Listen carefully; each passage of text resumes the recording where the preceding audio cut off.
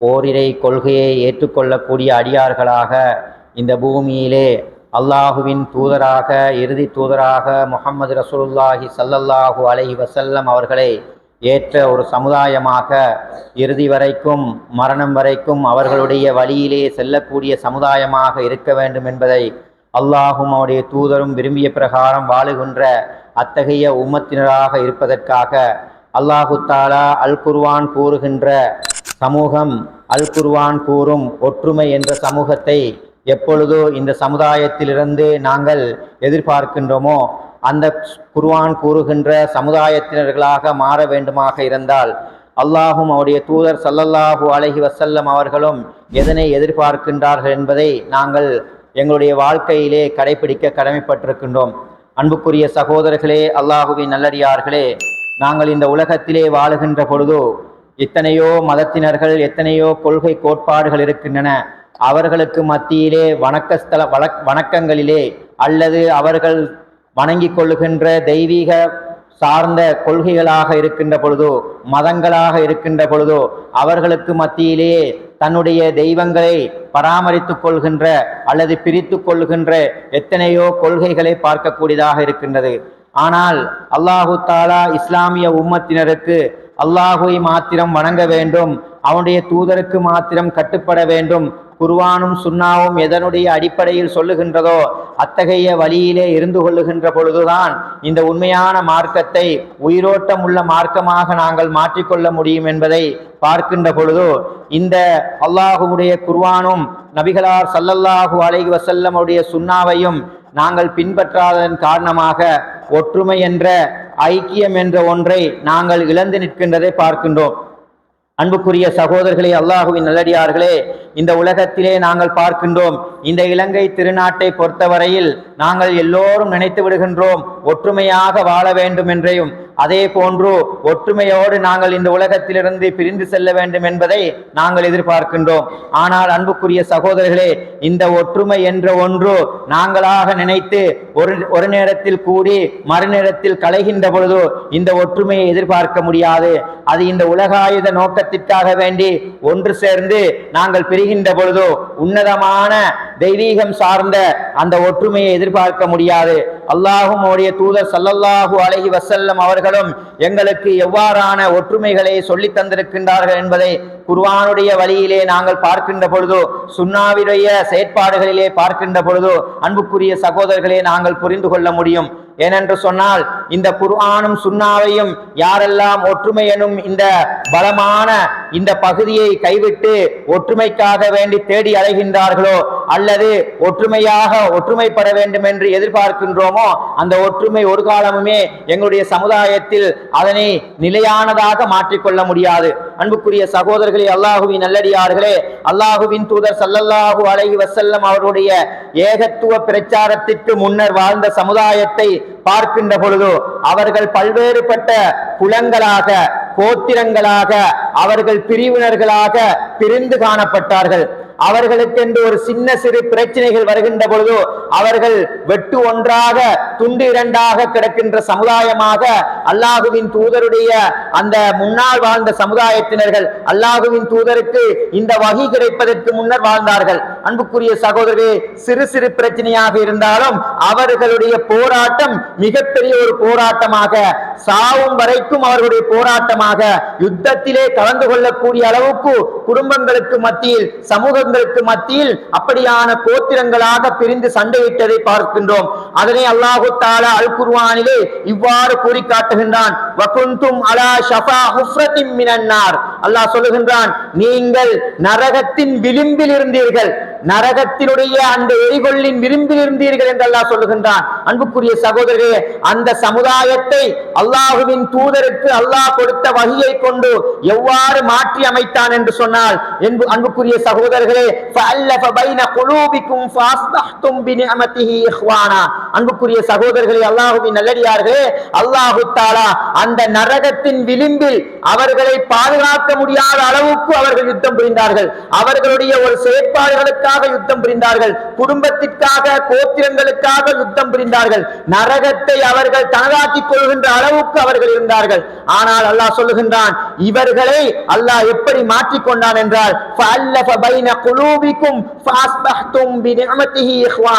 அவர்களுக்கு மத்தியில் இருந்த குரோதத்தின் காரணமாக அவர்களுடைய உள்ளங்களை இறைவனுடைய நியமத்தை கொண்டு அவர்களை அல்லாஹு தஆலா எப்படி அவர்களுடைய சகோதரர்களாக, உடன் பிறந்த சகோதரர்களாக அல்லாஹு தஆலா மாற்றி வைக்கின்றான். அன்புக்குரிய சகோதரர்களே, அல்லாஹ்வின் நல்லடியார்களே, வஸ்குரு நிஅமத்தல்லாஹி அலைக்கும் இஸ் குன்தும் அஅதாஅ. அன்புக்குரிய சகோதரர்களே, அல்லாஹ் சொல்லுகின்றான், எப்படி நீங்கள் அல்லாஹ்வுடைய அதாவது நியமத்துக்களை உங்கள் மீது நீங்கள் ஞாபகப்படுத்திக் கொள்ளுங்கள். நீங்கள் எப்படி கொண்டிருந்தீர்கள்? இன் குன்தும் அஅதாஅ, ஒருவருக்கொரு எதிரிகளாக, விரோதிகளாக நீங்கள் ஒருவரை காட்ட முடியாத அளவுக்கு நீங்கள் விரோதிகளாக இருந்தீர்கள். அந்த நேரத்தில் உங்களை உடன் பிறந்த சகோதரர்களாக அல்லாஹு தஆலா மாற்றி வைக்கின்றான் என்றால், அன்புக்குரிய சகோதரர்களே, அந்த சமூகத்தை அல்லாஹு தஆலா இந்த குர்ஆன் எனும் வாசம், இந்த குர்ஆன் எனும் நீதிபதி அவர்களை மாற்றி அமைத்தது என்பதை அல் குர்ஆன் அழகாக சான்று பகர்ந்து கொண்டிருக்கின்றது. அன்புக்குரிய சகோதரர்களே, அல்லாஹு தஆலா இந்த குர்ஆனை கொண்டு மாற்றி அமைத்தான். அவர்களுக்கு மத்தியில் பல்வேறுபட்ட பிரச்சனைகள், கொள்கைகள், சித்தாந்தங்கள் அவர்களுக்கு மத்தியில் இருந்தது. ஆனால் இந்த குர்ஆன் அவர்களை மாற்றி அமைத்ததென்றால், அவர்கள் இந்த உலகத்தை நம்பவில்லை, அவர்கள் இந்த உலகத்தில் இருந்தவைகளை நம்பவில்லை, இந்த உலகத்தில் நாலாபுறங்களிலும் இருந்த காணப்பட்ட எல்லா சுகபோகங்களையும் நம்பவில்லை. அல் குர்ஆனை மாத்திரம், அல்லாஹ்வின் தூதருடைய சுன்னாவை மாத்திரம் தன்னுடைய வாழ்க்கையிலே எதிர்பார்த்தார்கள். அவர்களை மாற்றி அமைத்தது இந்த அல் குர்ஆன் தான். அன்புக்குரிய சகோதரர்களே, ஏனென்று சொன்னால், அல்லாஹ்வின் தூதர் ஸல்லல்லாஹு அலைஹி வஸல்லம் அவர்கள் இந்த மக்கமா நகரத்திலே வாழ்கின்ற காலத்திலே அவர்களுக்கு மிகப்பெரிய ஒரு சவால் தான் அந்த மக்கா வாசிகளாக குறைஷிகள் இருந்தார்கள். அன்புக்குரியவர்களே, இஸ்லாத்தை சரியான முறையில் எடுத்து சொல்ல முடியாத அளவுக்கு அவர்கள் துன்புறுத்தப்பட்டார்கள். அவர்களோடு சஹாபாக்கள் துன்புறுத்தப்பட்டார்கள், வேதனை செய்யப்பட்டார்கள். இந்த வகையிலே அவர்கள் எவ்வாறான முடிவுகளை எடுத்தார்கள் என்றால், நமக்கு எல்லோருக்கும் தெரியும் இந்த வரலாறு எதற்காக கூறப்படுகின்றது என்றால், இந்த வரலாறு ஒரு சம்பவத்திற்காக அல்ல, எங்களுக்கு இந்த குர்ஆன் எவ்வாறு அவர்களை அதாவது புரட்டி மாற்றியது என்பதை அல்லாஹ் தஆலா சொல்கின்றான். எப்படி என்றால், அன்புக்குரிய சகோதரர்களே, ஏனென்றால் அல்லாஹ்வின் தூதருடைய காலத்தில் மக்காவில் இருந்து சென்றவர்கள் அவர்கள் தங்களுடைய அந்த தாவத்தை மக்காவில் செய்வதற்கு கஷ்டமாக இருக்கின்ற பொழுது மதீனாவை நோக்கி செல்லுகின்றார்கள். அந்த சஹாபாக்களுக்கு பெயர் தான் முஹாஜிரீன்கள். அதாவது ஒரு கிராமத்திலிருந்து, ஒரு ஊரிலிருந்து இறைவனுடைய கொள்கையை பரப்ப முடியாமல், அதனை அதாவது செய்ய முடியாமல் இருக்கின்ற சந்தர்ப்பத்திலே மதீனாவை நோக்கி புறப்பட்டவர்கள் முஹாஜிரீன்கள். அன்புக்குரிய சகோதரர்களே, அந்த முஹாஜிரீன்களை மதீனாவில் வாழ்ந்த அந்த மக்கள் அந்த நேரத்திலே அங்கே வாழுகின்றவர்களாக இருந்தவர்கள் யார்? அன்சாரிகள். எப்படி அன்சாரிகள்? இந்த முஹாஜிரின்களை அவர்கள் எப்படி என்றால் அரவணைத்துக் கொள்ளுகின்ற அளவுக்கு அல்லாஹ்வின் தூதருடைய அந்த இஸ்லாமிய கொள்கை, அல்லாஹ்வுடைய குர்ஆன் எப்படி இருக்கின்றது என்றால் அவர்களை மாற்றி அமைத்தது. அன்று அல்லாஹ்வின் தூதர் முஹாஜிரின்களாக எந்த ஒன்றுமே இல்லாமல் கொள்கையை மாத்திரம் உள்ளத்திலே சுமந்தவர்களாக மதீனாவுக்கு நகர்கின்றார்கள். அல்லாஹ்வின் தூதர் அப்படியே சஹாபாக்களை அழைத்து ஒவ்வொரு முஹாஜிரின்களையும் அந்த அன்சாரிகளோடு அவர்கள் ஒருவரோடு ஒருவர் இணைத்துக் கொள்கின்றார்கள், இணைத்து வைக்கின்றார்கள். சொன்னார்கள், இன்று முதல் உனக்கு நீர்தான் சகோதரர், இன்று முதல் இந்த முஹாஜிரின் உமக்கு அன்சாரிக்கு நீர்தான் சகோதரன் என்று ஒவ்வொரு சகோதரர்களையும் முஹாஜிரின்களோடு அன்சாரிகளோடு இணைத்து வைக்கின்றார்கள். அன்புக்குரிய சகோதரர்களே, அல்லாஹ் தஆலா சொல்கின்றான், எப்படி? வஅதஸிமு பிஹப்லில்லாஹி ஜமீஅன் வலா தஃபர்ரகு. வஅதஸிமு அல்லாஹ்வுடைய இந்த கயிற்றை நீங்கள் பலமாக பற்றி பிடித்துக் கொள்ளுங்கள். ஜமியா, அனைவரும், நீங்கள் அனைவரும் அல்லாஹ்வுடைய கயிற்றை நீங்கள் பலமாக பற்றி பிடித்துக் கொள்ளுங்கள். இந்த கயிறு என்பது இப்னு அப்பாஸ் ரலியல்லாஹு அன்ஹு அவர்கள் விளக்கம் அளிக்கின்ற பொழுது, வானத்தில் இருந்து வந்த கயிறும் அல்லாஹ் தஆலா ஒரு வானத்தில் இருந்து கயிறை தொங்க போட்டிருக்கின்றதும் அல்ல, இந்த பூமியிலே எல்லா புறத்திலேயும் ஒரு கயிற்றை கட்டி அந்த கயிற்றின் நேராக நீங்கள் செல்லுங்கள் என்று சொல்லவும் இல்லை. இந்த கயிறு என்பது அல்லாஹ்வுடைய குர்ஆனா என்று அந்த இப்னு அப்பாஸ் ரலியல்லாஹு அன்ஹு அவர்கள் விளக்கம் அளிக்கின்றார்கள். அன்புக்குரிய சகோதரர்களே, எப்படி நீங்கள் இந்த விஷயத்திலே அல்லாஹ்வுடைய கைரனும் அந்த குர்ஆனை நீங்கள் பலமாக பற்றி பிடித்துக் கொள்ளுங்கள். வலா தஃபர்ரகு, நீங்கள் பிரிந்து விடக் கூடாது என்று அல்லாஹ் தஆலா சொல்கின்றான். அன்புக்குரிய சகோதரர்களே, இந்த குர்ஆன் எங்களிடத்தில் எப்பொழுது கையை விட்டு நழுகியதோ அன்றிலிருந்து இன்று சுதந்திரம் கிடைத்த காலத்திலிருந்து எத்தனையோ அரசியல்கள், எத்தனையோ பிரமுகர்கள் அல்லது அரசியல்வாதிகள் வந்தாலும் அவர்களால் எதையும் செய்ய முடியாது என்பதை நாங்கள் நிதர்சனமாக கண்டுகொள்ள முடியும். அன்புக்குரிய சகோதரர்களே, அல்லாஹ்வின் நல்லடியார்களே, சுதந்திரம் கிடைத்தது என்பதற்காக நாங்கள் இந்த பூமியிலே சுதந்திரமாக வாழ்வதற்கு குர்ஆனை நாங்கள் சரியாக பின்பற்ற முடியாமல் இருப்பதற்கு எங்களுக்குள்ளே பிரச்சனைகள் இருக்கின்றன. நாங்கள் சரியாக இனங்கண்டு கொள்ள முடியாமல் குர்ஆன் யாரோடு பேச வேண்டும் என்பது கூட இல்லாமல் எங்களுடைய வாழ்க்கையை நகர்த்தி கொண்டிருக்கின்றோம். அன்புக்குரிய சகோதரர்களே, இப்பொழுது அல்லாஹ்வின் தூதருடைய காலத்திலே மக்காவிலிருந்து மதீனாவுக்கு செல்லுகின்றார்கள். ரசூலுல்லாஹி ஸல்லல்லாஹு அலைஹி வஸல்லம் அவர்கள் முஹாஜிரின்களிலிருந்து ஒவ்வொருவராக அன்சாரிகளோடு தோழமைகளை வைத்துக் கொள்கிறார்கள். நீங்கள் இவருக்கு இவர் சகோதரர், இவருக்கு இவர் சகோதரர்கள், இப்படி சகோதரர்களாக ஏற்படுத்திக் கொள்கின்றார்கள். இந்த குர்ஆன் இதுதான் உண்மையான சகோதரத்துவத்தை காட்டியது. அன்புக்குரிய சகோதரர்களே, இந்த சகோதரத்தோடு அவர்கள் என்ன செய்கின்றார்கள்? மதீனா வாசிகளாக இருக்கின்ற அன்சாரிகள், அன்புக்குரிய சகோதரர்களே, ஒன்றை நன்றாக புரிந்து கொள்ள வேண்டும். அன்சாரிகளிடத்தில் இருக்கின்ற வீட்டில் ஒரு பகுதியை கொடுக்கின்றார்கள் முஹாஜிரின்களுக்கு. அன்புக்குரிய சகோதரர்களே, அது மாத்திரமல்ல, தான் செய்த தொழில்களில் பாதியை அந்த முஹாஜிரின்கள் ஒன்றுமே இல்லாமல் வந்தவர்களுக்கு கொடுக்கின்றார்கள். தான் அணிந்த ஆடைகளில் அழகானவை அருவாசியை அப்படியே கொடுத்து விடுகின்றார்கள். அது மாத்திரமல்ல, தான் வைத்திருக்கின்ற பொருளாதாரத்தில் அரை பகுதி அவர்களுக்கு கொடுத்து உதவி செய்கின்றார்கள். தான் கட்டிய மனைவிமார்களில் 2, 3 இருக்கின்ற பொழுது ஒருவரை தலாக்கு சொல்லி அந்த மனைவியை தன்னுடைய சகோதரர்களாக வந்தவர்களுக்கு அவர்கள் திருமணம் முடித்துக் வைத்துக் கொள்கின்றார்கள். அன்புக்குரிய சகோதரர்களே, இப்படி அவர்களை மாற்றி அமைத்ததென்றால் இந்த அல் குர்ஆன் தான் என்பதை நாங்கள் மறந்துவிடக் கூடாது. அந்த அளவுக்கு அல்லாஹ் தஆலா சொல்கிறான், நீங்கள் இன் குன்தும் அலா ஷஃபா ஹுஃப்ரத்தின், நீங்கள் நரகத்தின் விளிம்பிலே இருந்தீர்கள், அல்லாஹ் உங்களை பாதுகாத்தான் என்பதை அல்லாஹ் சொல்லுகின்றான். அன்புக்குரிய சகோதரர்களே, அல்லாஹ்வின் நல்லடியார்களே, இப்படி இந்த உலகத்திலே எங்களுடைய சகோதரர்களுக்கு இருக்கின்ற இந்த சொத்து பங்கீட்டை கூட தாயும் தந்தையும் கொடுத்த சொத்து பங்கீட்டை தன்னுடைய சகோதரிக்கோ சகோதரனுக்கோ கொடுக்காமல் வைத்திருக்கின்ற சகோதரர்கள் இருக்கின்றார்கள். எவ்வளவு பெரிய அநியாயங்கள் தெரியுமா? இன்று குர்ஆனை அவர்கள் சரியாக புரிந்து கொள்ளாதன் காரணமாக, குர்ஆனை எப்படி அல்லாஹ் கூறியிருக்கின்றானோ அதன் பிரகாரம் படிக்காமல் இருப்பதன் காரணமாக இன்றைக்கு சொத்துக்களின் மீது ஆசைப்பட்டவர்களாக சகோதரர்களுடைய கொள்கை, அதாவது இறைவன் தந்திருக்கின்ற வகுத்திருக்கின்ற அந்த வாரிசுரிமை சட்டத்தை கூட மாற்றி அமைத்து தனக்கு சாதகமாக எது வந்தாலும் தான் என்று வைத்திருக்கின்ற எவ்வளவு அயோக்கியத்தனங்களை பார்க்கக்கூடியதாக இருக்கின்ற அன்புக்குரிய சகோதரர்களே, சகோதரர்களுக்கு அல்லாஹ் கொடுத்திருக்கின்ற, அல்லாஹ் அந்த அடியார்களுக்கு கொடுத்திருக்கின்ற சகோதரருடைய வாரிசுகளை கூட, அந்த காணிகளை கூட அனந்தரமாக அல்லாஹ் கொடுத்திருக்கின்றதை கூட கொடுக்காமல் வைத்திருக்கின்றார்கள் என்றால் இவர்களிடத்தில் எவ்வாறான மாற்றங்கள் வரப்போகின்றது? வரவே வராது. ஏனென்று சொன்னால் இந்த குர்ஆனின் அடிப்படையில் வாழாததன் காரணமாக அவர்களுக்கு மத்தியில் எப்பொழுதும் பிரச்சனை இருந்து கொண்டே இருக்கும். அன்புக்குரிய சகோதரர்களே, அல்லாஹ்வின் நல்லடியார்களே, இந்த உலகத்திலே அல்லாஹ்வின் தூதர் ஸல்லல்லாஹு அலைஹி வஸல்லம் அவர்கள் எதிர்பார்க்கின்ற ஒற்றுமை இந்த வஅத்தஸிபு பிஹப்லில்லாஹி ஜமீஆ, அல்லாஹ்வுடைய பலமான இந்த கயிறை நீங்கள் பலமாக பற்றி பிடித்துக் கொள்ளுங்கள், இந்த குர்ஆனை பற்றி பிடித்துக் கொள்ளுங்கள் அனைவரும். வலா தஃபர்ரகு, நீங்கள் பிரிந்து செல்லாதீர்கள், நீங்கள் பிரிந்து விடாதீர்கள் என்று அல்லாஹ் சொல்லுகின்றான். அன்புக்குரிய சகோதரர்களே, இதற்கு ஒரு சிறந்த உதாரணத்தை தான் அல்லாஹ்வின் தூதருடைய ஆட்சி காலத்தில், அல்லாஹ்வின் தூதருடைய மரணத்திலே மிகப்பெரிய ஒரு சர்ச்சை நடைபெறுகின்றது. எப்படி? கருத்து வேறுபாடுகள் வருவதன் மூலமாகத்தான் மனிதர்களிடத்திலே மாற்றங்கள் ஏற்படும். அது உண்மையின் நிதர்சனம். ஏனென்று சொன்னால் கருத்துக்கள் வேறுபாடுகள் வருகின்ற பொழுது தெளிவுகள் கிடைக்கும். அன்புக்குரிய சகோதரர்களே, அல்லாஹ்வின் தூதருடைய மரணமே அந்த சமுதாயத்தில் முதலாவது கருத்து வேறுபாடை கொண்டு வந்தது. எப்படி? அல்லாஹ்வின் தூதர் ஸல்லல்லாஹு அலைஹி வஸல்லம் அவர்கள் மரணித்து விடுகின்றார்கள். அன்புக்குரிய சகோதரர்களே, அல்லாஹ்வின் நல்லடியார்களே, அல்லாஹ்வின் தூதர் மரணித்து விடுகின்றார்கள். அல்லாஹ்வின் தூதரை அந்த அவர்கள் மரணித்த இடத்திலே அப்படியே வைக்கப்பட்டிருக்கின்றது. எல்லா மனிதர்களும் எல்லா சஹாபாக்களும் அவர்கள் வந்து பார்க்கின்றார்கள். அந்த இடத்திலே 3 கருத்துக்கள் வருகின்றது. எப்படி?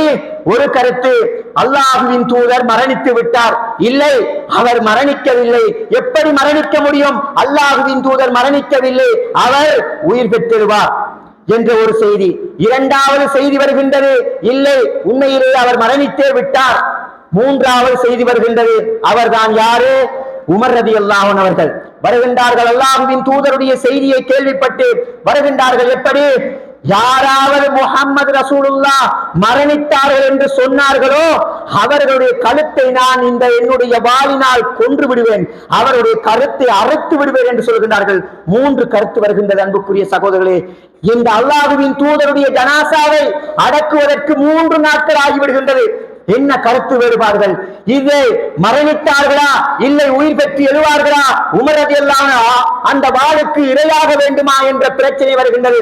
இந்த நேரத்திலே அல்லாஹு தஆலா அல்லாஹ்வின் தூதர் ஸல்லல்லாஹு அலைஹி வஸல்லம் அவருடைய மரணத்திற்கு ஒரு தீர்வு கிடைக்க வேண்டும், அப்பொழுதுதான் அடக்கம் செய்ய முடியும். யாராலும் அடக்கம் செய்ய முடியாத ஒரு சந்தர்ப்பம் 3 நாட்கள். அன்புக்குரிய சகோதரர்களே, அல்லாஹ்வின் நல்லடியார்களே, அப்பொழுது அபூபக்கர் ரலியல்லாஹு அன்ஹு அவர்கள் அவர் அல்லாஹ்வின் தூதர் மரணித்த சந்தர்ப்பத்திலே வெளியூரிலே இருக்கின்றார்கள், ஒரு பயணத்தை மேற்கொண்டவர்களாக இருக்கின்றார்கள். அல்லாஹ்வின் தூதருடைய மரண செய்தியை கேட்டு வருகின்றார்கள். வந்தபொழுது அல்லாஹ்வின் தூதர் ஸல்லல்லாஹு அலைஹி வஸல்லம் அவர்களை வந்து அருகாமையிலே நின்று அவர்கள் தன்னுடைய வாயினால் அவர்களுடைய நெற்றியை முத்தமிட்டு ரீஹத்துன் தய்யிபன் வ மையிதா, அல்லாஹ்வின் தூதரை பார்த்து முத்தமிட்டு சொல்லுகின்றார்கள், யா ரசூலல்லாஹ், உங்களுடைய நீங்கள் உயிரோடு இருக்கின்ற பொழுது இருக்கின்ற அந்த வாசனையும் நீங்கள் மரணித்ததன் பிறகும் உங்களுடைய வாசனையும் அப்படியே இருக்கின்றது. அன்புக்குரிய சகோதரர்களே, அப்பொழுது ஒரு தெளிவு வந்துவிட்டது. எப்படி? இந்த சகாபாக்கள், உள்ளுக்குள் இருந்த சகாபாக்கள் பார்க்கின்றார்கள், அல்லாஹ்வின் தூதர் மரணித்து விட்டார்கள் என்ற செய்தியை சூசமாக அவர்கள் சொல்லிவிடுகின்றார்கள்.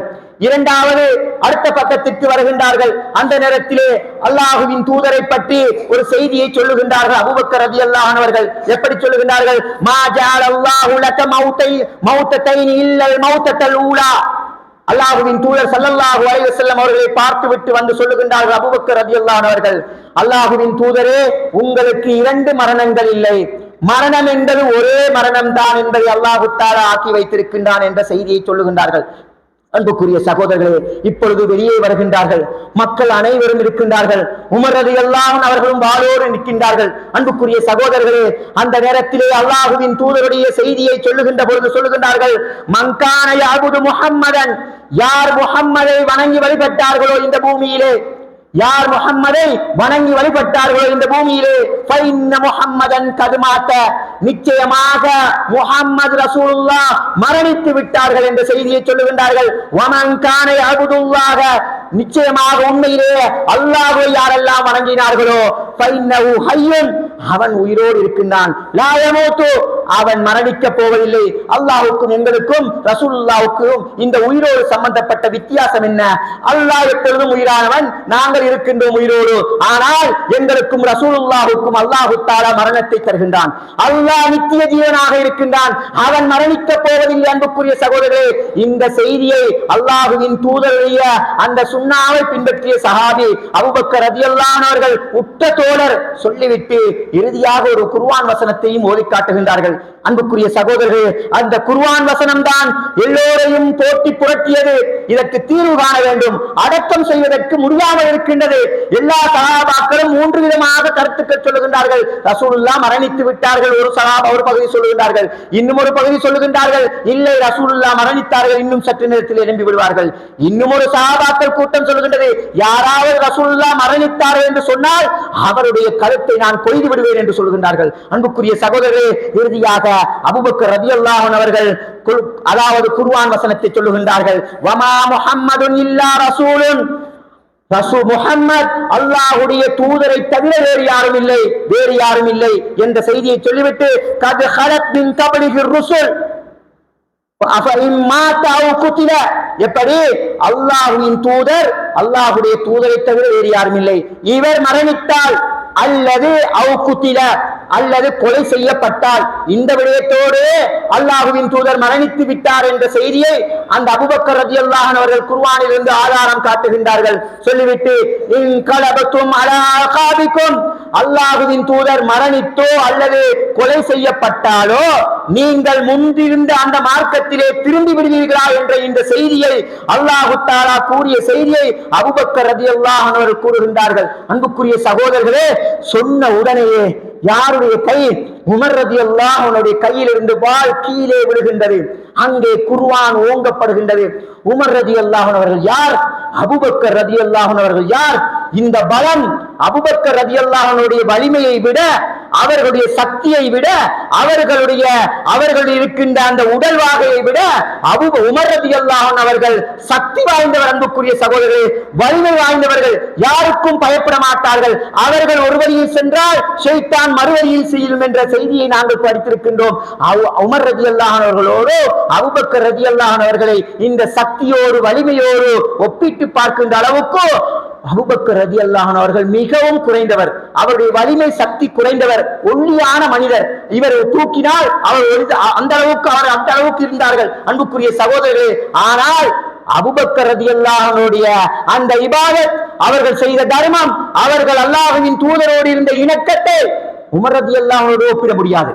ஆனால் குர்ஆன் சொன்ன வார்த்தையை கேட்டவுடனே தன்னுடைய கையிலிருந்து வாள் கீழே விழுந்து விடுகின்றது.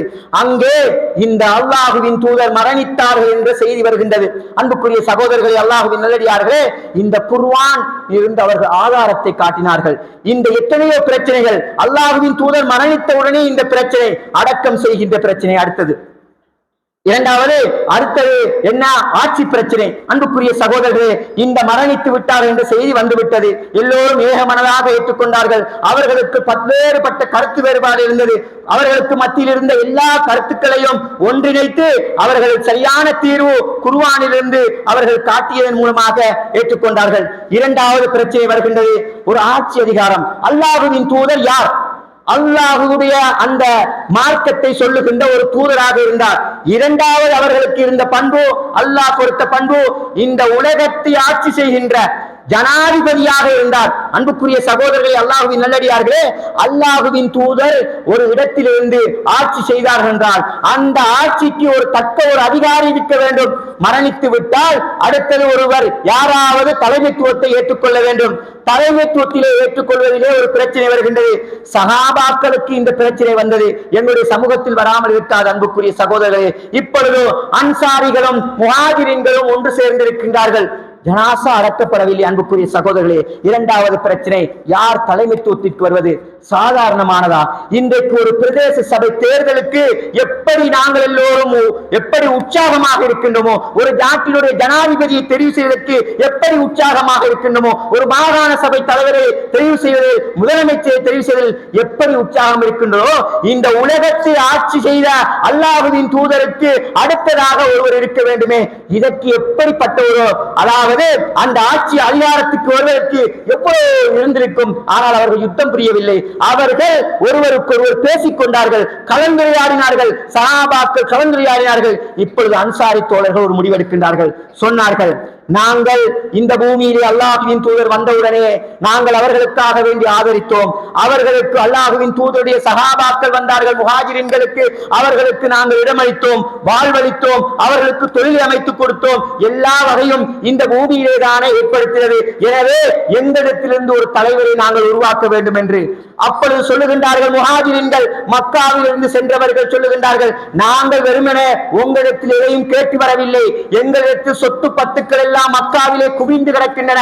ஒன்றே ஒன்றுக்காக வந்திருக்கின்றோம். அல்லாஹ்வுடைய மார்க்கம், தொழுகை, இந்த கொள்கையை நாங்கள் விட்டுவிட முடியாது, அங்கே எங்களுக்கு செய்ய முடியாது என்பதற்காக வேண்டித்தான் இந்த பூமிக்கு வந்திருக்கின்றோம் என்ற இந்த செய்தியை ஒருவருக்கொருவர் மாறிக்கொள்கின்றார்கள், பரிமாறிக்கொள்கின்றார்கள். ஆனால் யுத்தம் புரியவில்லை. அன்புக்குரிய சகோதரர்களே, அப்பொழுது சொல்லுகின்றார்கள், அன்சாரிகளுக்காக ஒரு தலைவரை, ஜனாதிபதியை தெரிவு செய்து கொள்ளுங்கள். முஹாஜிரின்களுக்காக நீங்கள் ஒரு ஜனாதிபதியை தெரிவு செய்து கொள்ளுங்கள். அப்பொழுது உங்களுக்கு ஒரு ஆட்சி இருக்கட்டும், எங்களுக்கு ஒரு ஆட்சி இருக்கட்டும் என்று. அன்புக்குரிய சகோதரர்களே, எப்படி இது சாத்தியமா? அன்புக்குரியவர்களே, அந்த சஹாபாக்கள் மத்தியிலே இப்படி ஒரு சாத்தியமான கொள்கை உருவாகி இருக்குமாக இருந்தால் இன்று எவ்வளவு பிரச்சனை வந்திருக்கும். அந்த கொள்கையை, குர்ஆனை எப்படி அவர்கள் மாற்றி அமைத்திருப்பார்கள்?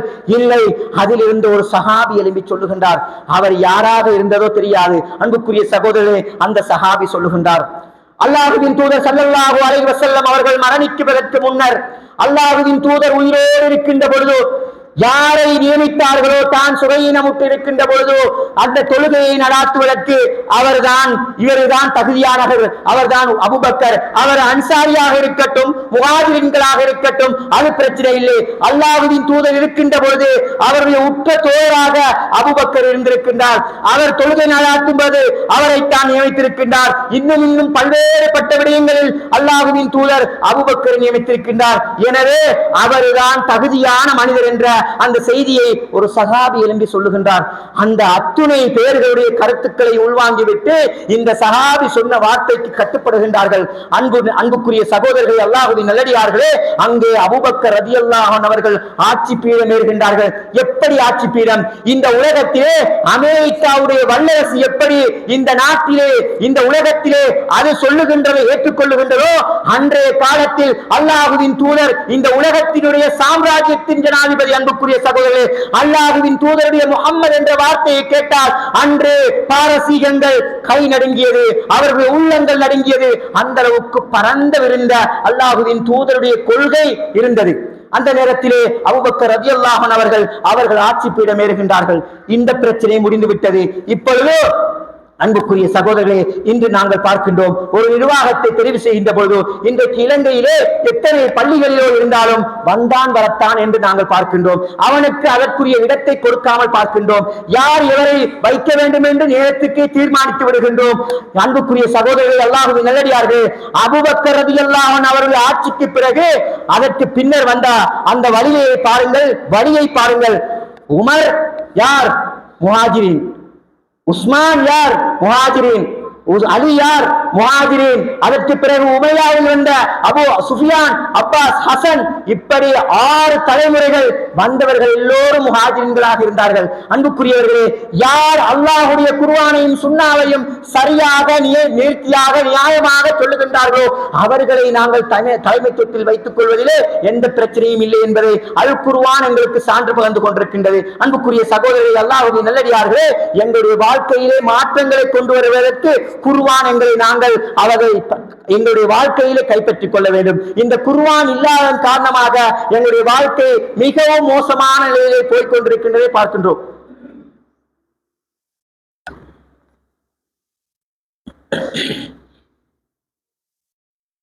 அல்ஹம்துலில்லாஹ் வஸ்ஸலாத்து வஸ்ஸலாமு அலா ரசூலில்லாஹ் முஹம்மது இப்னு அப்துல்லாஹ் அம்மா பாத். அன்புக்குரிய சகோதரர்களே, அல்லாஹ்வின் நல்லடியார்களே, மூன்றாவதாக அல்லாஹ்வின் தூதரை நல்லடக்கம் செய்வதிலே சஹாபாக்களுக்கு மத்தியிலே பிரச்சனை வருகின்றது. ஏன் நான் இதற்கு கூறுகின்றேன் என்றால், இந்த குர்ஆன் அவர்களுக்கு மத்தியிலே அழகாக ஆட்சி புரிந்தது. சஹாபாக்கள் அவர்களுக்கு மத்தியில் இருந்த கருத்துக்களை எல்லாம் அவர்கள் கூறுவார்கள். குர்ஆன் என்ற வார்த்தை வருகின்ற பொழுது, அல்லாஹ்வின் தூதருடைய சுன்னா என்று வருகின்ற பொழுது அவர்கள் கட்டுப்பட்டு விடுவார்கள், அவர்கள் அடிபணிந்து விடுவார்கள், சரணடைந்து விடுவார்கள். அப்பொழுது அதாவது நபிமார்கள் ரசூல்மார்களுக்கு ஒரு மிகப்பெரிய ஒரு இது இருந்தது. எப்படி என்று சொன்னால், ஒரு விதிவிலக்கு விதிமுறை இருந்தது. அல்லாஹ்வின் தூதர் அதாவது நபிமார்கள் எந்த இடத்திலே மரணிக்கின்றார்களோ,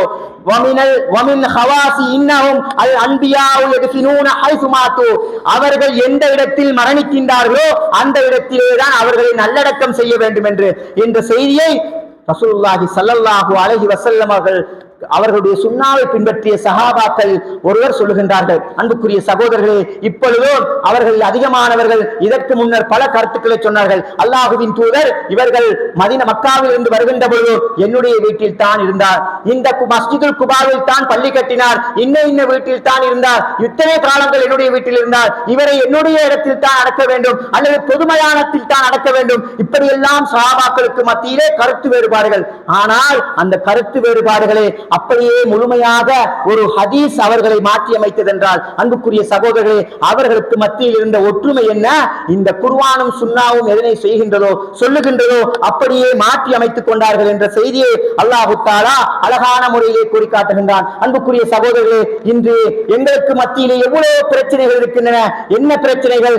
இந்த திருமண பிரச்சனையாக இருந்தால் அங்கே கருத்துக்களும் வேறுபாடுகளும் பல்வேறுபட்ட விஷயங்களை நாங்கள் பார்க்கக்கூடியதாக இருக்கின்றது. அங்கே குர்ஆன் ஓங்கப்படுகின்றதா, சுன்னா சொல்லப்படுகின்றதா என்று அவசியம் இல்லை. சமூகம் என்னை குறை சொல்லிவிடக் கூடாது. நான் எவ்வளவு கொடுக்கின்றனோ அது யாருக்கும் தெரியாட்டி என்ற குழந்தைக்காக மகளுக்காக கொடுக்கின்றேன் என்று நாங்கள் நினைக்கின்றோம். அன்புக்குரிய சகோதரர்களே, அல்லாஹ்வை ஏமாற்ற முடியாது, எங்களை நாங்கள் ஏமாற்றிக் கொள்கின்றோம். இன்று மையத்து வீட்டுக்கு சென்றால் அன்று ஒன்றை சொன்னதன் காரணமாக இன்று எப்படி மாறியது என்று கேட்கின்றார்கள். மையத்து வீட்டிலே கவன் கிழிப்பதிலிருந்து தொழுகை நடாத்துகின்ற வரைக்கும் இன்றைக்கு பிரச்சனைகள் இருக்கின்றன. ஏன்? குர்ஆன் சுன்னாவின் தெளிவை நாங்கள் பெற்றுக்கொள்ளாததன் காரணமாக.